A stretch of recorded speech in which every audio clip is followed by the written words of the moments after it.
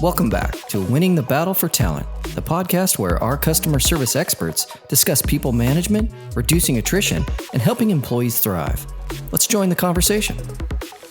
Welcome to J.D. Power's Winning the Battle for Talent podcast. I'm Michael Vermillion with J.D. Power, and with me today are Mark Miller and Scott Killingsworth from J.D. Power. Mark, Scott, welcome. Thanks, Mike. Happy to be here today. Yeah, thanks, Mike. Good morning, good afternoon, wherever you may be. Thanks. And also with us today are Brian Kearney and Ted Narden from Fifth Talent. So Brian and Ted, thanks so much for joining us today. Yeah, thanks for inviting us. Yeah, my pleasure. So we want to focus today on quit rate. And this is a metric that's been in the news recently. We recently saw the November 21 numbers come out, and they were the highest, at least in the U.S., the highest quit rate in recorded history. So why don't we just dive into this a bit, Brian and Ted, in terms of what is the quit rate? How is it measured? Yeah, sure. I'll take that. The quit rate is measured by survey, and it's done through the government. It's here in the U.S. And what they do is they survey various companies and ask them literally how many people have voluntarily left positions between the first and the end of the month. And they aggregate all of those numbers into a rate of total workforce and what percentage it is of that total workforce. I've been tracking that for about 20, 22 years. And the reason that they track this is because about 20 years ago, they decided that there must be something more on a leading indicator that they can look at from an employment side to try to get an understanding of what's happening out there in the employment market. As a way of understanding whether businesses are struggling or not. And interestingly, you mentioned that it's the highest. It is the highest, but only slightly higher than in September. So September was the highest on record, dipped just slightly in October, and then went back up in November. And then, of course, it looks like some indicators that people are looking at say it might be on an upward even in December. So why is it so high? So we're seeing record numbers in September and October and November. What's happening out there in the marketplace that's creating this huge, millions of people leaving their jobs? Well, one thing I say is there is no one thing. A lot of people want to peg it as one thing. For example, if you look at data or analysis coming out of the economic side or economists, they tend to look at it as simply a supply and demand sort of situation. There are a lot more jobs, a lot fewer people. And so the number one reason they're leaving is to go get higher wages. People are having to raise the wages in order to attract people in. But unfortunately, that doesn't hold up when you start looking at a lot of other data points, and in particular some surveys that have been done, where, first of all, there are companies paying at market or slightly below market who have considerably fewer quit rate or fewer quits. And then you look at people who are paying in the top end of the market who are in fact seeing higher. So it's not a one answer fits all, but I think it's a few things. One is that we of course have a lot of people exiting the workforce, and we can see that because the unemployment rate is low, and it's the lowest it's been in years, and yet our job openings is the highest it's been. So we have so many more jobs open as a percent of the workforce than we've had before. So what we're looking at here is a situation where we just literally don't have as many people in the workforce. And it's because a lot of folks are retiring early when they would normally retire at, say, 65 or 68. A lot are leaving at 60 and 62. We have a lot of people who are leaving on just a basis of to step back and think and look at life. There's a lot of being studied about that they're not sure what the work world really means to them. And then what should be replacing all those people would be those of the youngest generation, what we call the Gen Z, those 26 and younger, who should be really taking over a lot of these positions that are open, and they're actually entering the market at the lowest rate of any generation previously. So I think it's a combination of all those things. But just to answer real quickly is why are they quitting is the bigger key. Is that they really, it's a lot of reasons, as I said, but the real big reason here is that people are looking towards what can I get out of another job?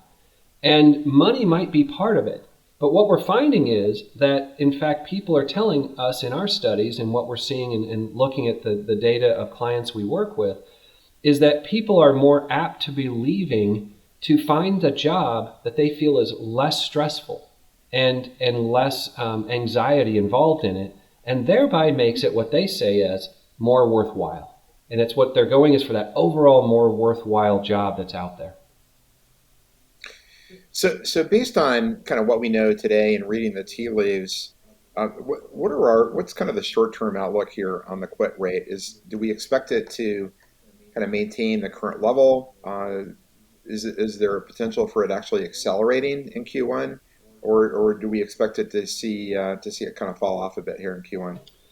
Well, if it's based on any of the previous patterns, it was climbing as a rate even prior to the pandemic. So I think the survey that was done right before the pandemic, January, February, indicated the highest quits rate of anything prior to that. So we were already headed on that path. It dropped during the beginning of the pandemic, and then it is accelerating now upward. So, it's anybody's guess, but what we know is this. We know that it doesn't appear to be dropping. That we know. Whether it'll accelerate, we're really not sure because of a lot of different factors that are going on right now, such as the pay rates have increased in a lot of places. But I think what we're really going to see is that it's not going to change substantially downward is the more important thing. And where it's sitting right now is problematic for a lot of companies. So I think that's what we're going to see in first quarter is you have to deal with where it's at. Whether it goes up, we don't know, but it's not going to go down. So, well, thanks, Ted. So kind of turning the conversation now towards action and just helping companies think through that, especially companies that are experiencing a higher quit rate among their employee base. What are some of the things that companies can do about this to address a higher quit rate among their established employee base?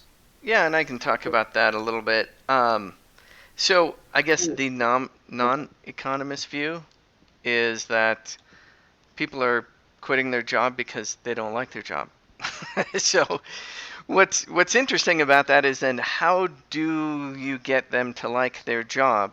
And it's interesting, once again, there's a lot of companies that are doing great right now.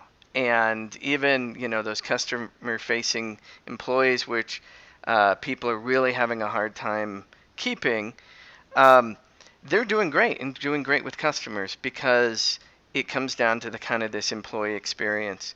And one of the biggest factors impacting the employee experience is who you report to, who your boss is.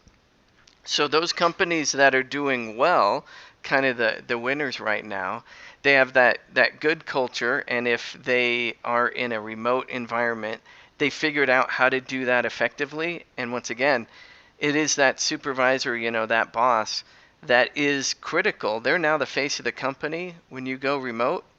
And so how do they do this effectively? And from our studies, we've seen that that's actually a position that has suffered quite a bit, even more than the general employees, because they have to now change. They have to now figure out. And a lot of the entire organization kind of comes down on them with workload and everything else. So what we've seen not only is how do you help train those individuals to, in a sense, we call it lead remote teams. And the other piece is how do you impact their experience so that they can spend more time with their employees and have it much more positive. And one of the things is reducing reporting relationships and things like that so that they're freed up to really keep those employees engaged. Hey, I want to jump in here for a second. Brian, you just said the magic word there, keep those employees engaged.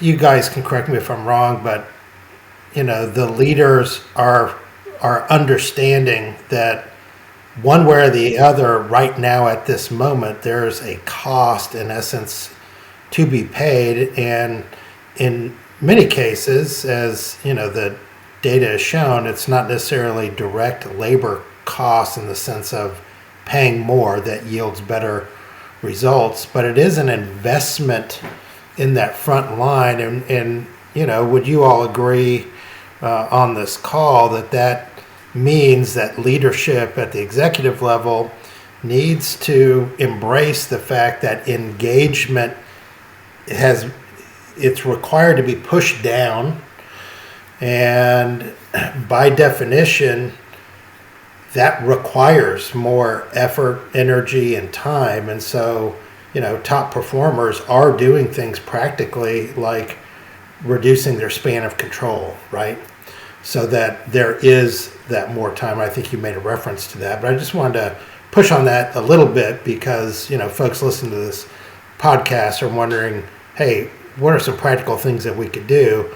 And our suggestion is that, you know, there's no free lunch, and you actually do have to create an environment, intentionally create an environment where that engagement can happen, and that has to be in the form of time. So any thoughts on that? Well, I think you're exactly right, Mark. I mean, it's time and it's focus, as you had said. We look at it from the standpoint of grind, which we say is that set of activities that are going on that keep people from doing the job they feel like they were really hired to do, in a sense. For the front line, that's engage with customers. But for your management team, they thought they were there to really coach and help people improve. And when you move to a remote work environment, you find out these sorts of activities take a lot more time, a lot more effort. Absolutely. There's no question. Hey, it's Scott. Brian and Ted, you know, we had a conversation the other day. I think I asked the question, you know, is this because of COVID?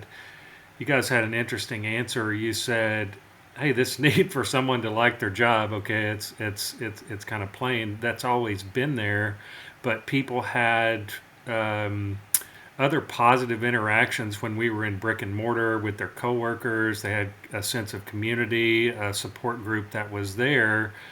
And now, you know, moving to a remote environment due to COVID, you know, some of the challenges and issues and drivers that were already there and existed now have been magnified because some of those, you know, the ability to interact, relationships, sense of community, like I mentioned, now that that's gone, it kind of magnifies what was already there. Kind of talk about that a little bit.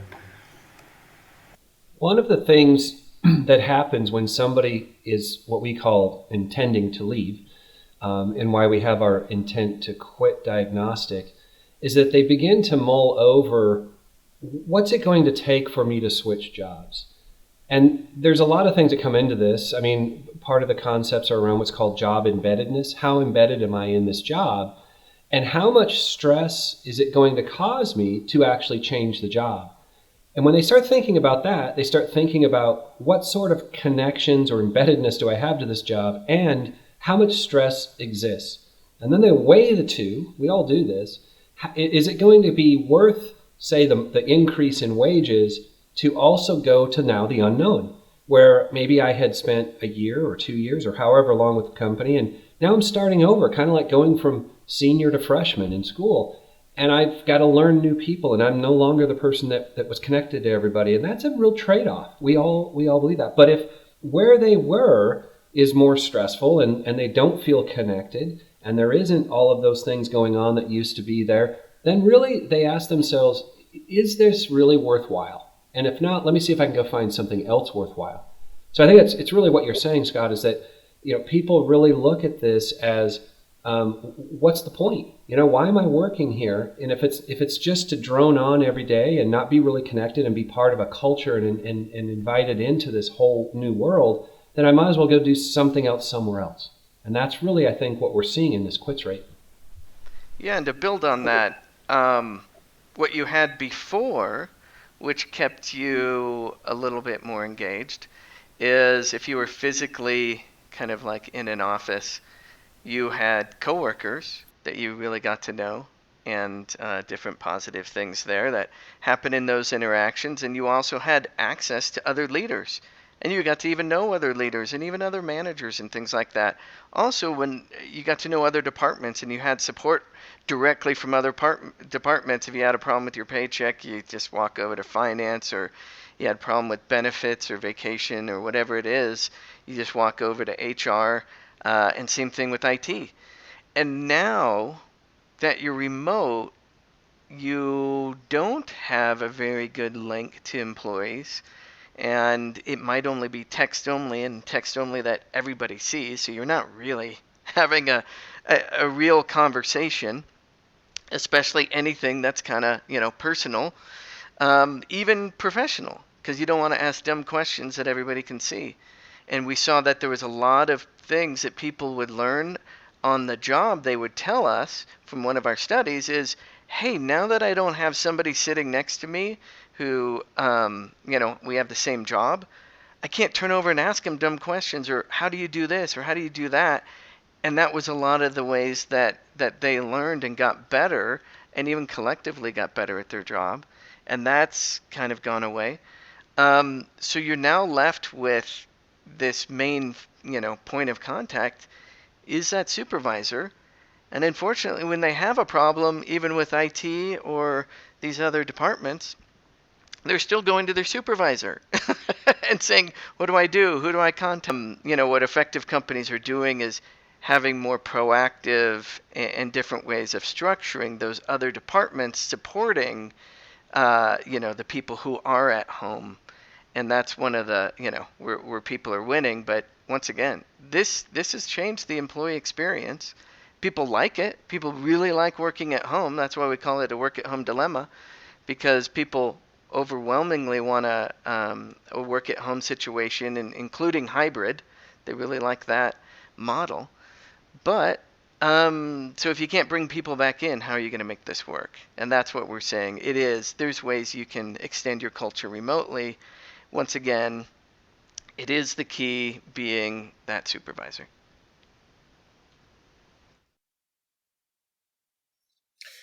So just to wrap up today's topic, I would like to look to the future, and there's a lot of questions here we can cover, but I think one of the key ones is around this idea that if you have a high quit rate, the amount of work to do doesn't necessarily go down, and so the workload for the remaining employee base goes up on a per employee basis.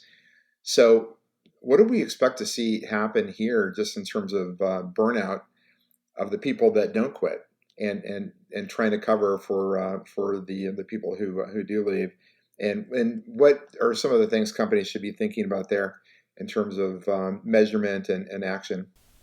You actually hit on another data point that we have, which is companies that we work with who claim or show that they're overstaffed from a workforce management perspective have a much lower quit rate than those who are understaffed. And it just goes to your point. I mean, there's data behind that. They would tell us that people do get burned out.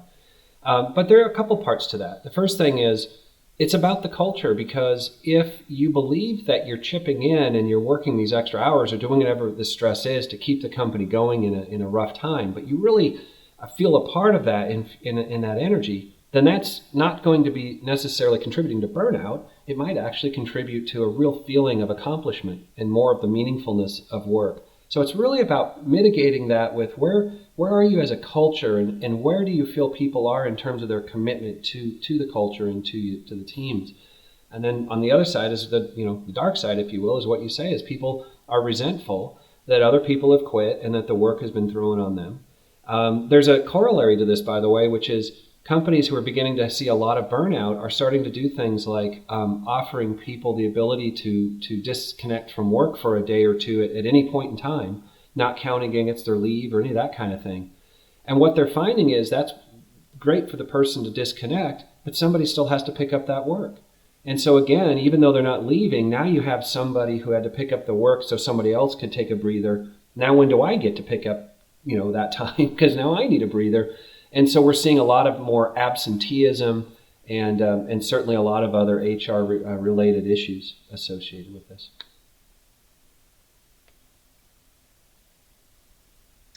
Well, Mark and Scott, Brian and Ted, thanks so much for joining us today. Thanks. Thank you. Thanks, it was great. Yeah, our pleasure. And thanks to our listeners as well, and we'll see you next time.